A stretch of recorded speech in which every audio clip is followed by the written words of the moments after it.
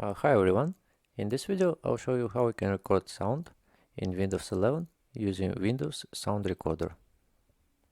To get started, click on the Start menu and search for a sound recorder. If you can find it here, you can get it in Microsoft Store. It's called the Windows Sound Recorder. Open your sound recorder.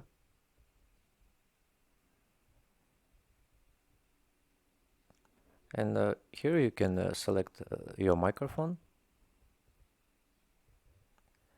And if you click on these three dots and the settings, you can select a recording format, audio quality, and also Optim.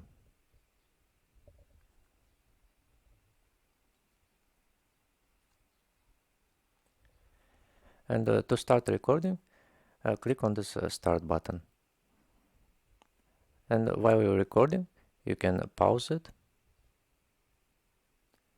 and add marks.